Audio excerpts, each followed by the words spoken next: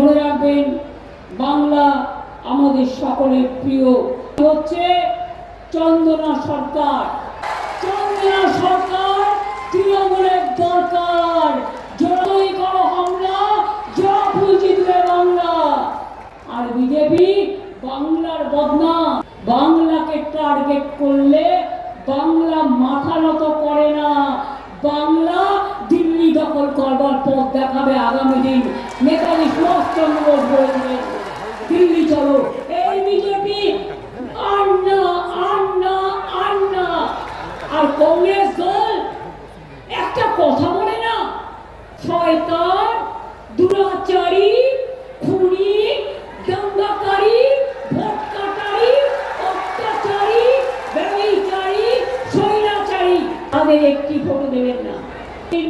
নিজের ভোট নিজে দিন, জোড়া ফুলে ভোট দিন। কাল জুম্মাবার আছে, ভালো করে প্রেয়ার করুন। খ্রিস্টানরাও ফ্রাইডেতে যায়, হিন্দুদেরও মনে রাখবেন আমিও সন্তোষী মাতার ব্রত করি, আমাকেও ফ্রাইডে করতে হয়। মা দুর্গার ডেট, শিব ঠাকুরের ডেট, আমরা সব ধর্ম মানি করি।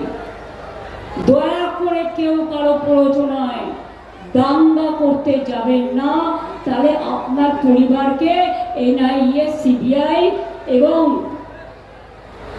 ইডি দিয়ে রেড করাবে। আমার কোনো ভরসা নেই, আপনাদের নেই, আস্থা নেই। আমি 5 দিন রাস্তায় বসে থাকলাম আপনাদের জন্য। আমি দিল্লি ছুটে গেলাম, সুপ্রিম কোর্টে কেস করলাম। মনে রাখবেন সেজন্যই 22 লক্ষ লোকের নাম ঢুকেছে, আরো ঢুকবে ট্রিবিউনালে। আপনারা প্রত্যেকের নাম দেখুন, যার নাম নেই ভালো করে অ্যাপিল করুন। কোর্ট তো বলেছে দেখবে, যখন দেখবে বলেছে, জাজেদের আটকে রেখে কি ফল?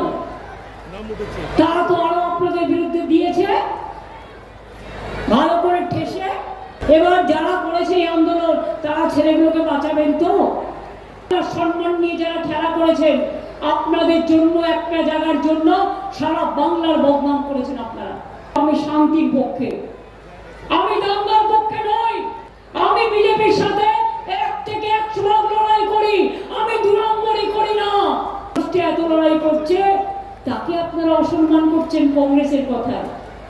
কিছু চক্রান্ত বিজেপি টাকা দিচ্ছে তাদের কথায়। আমার ভাবতে কষ্ট হয়। আমি এটা আমার হিন্দু ভাই বোনদের কাছেও আশা করি না, আমি মুসলিম ভাই বোনদের কাছেও আশা করি না। ভাইকে নিয়ে বাঁচা নামে জীবন।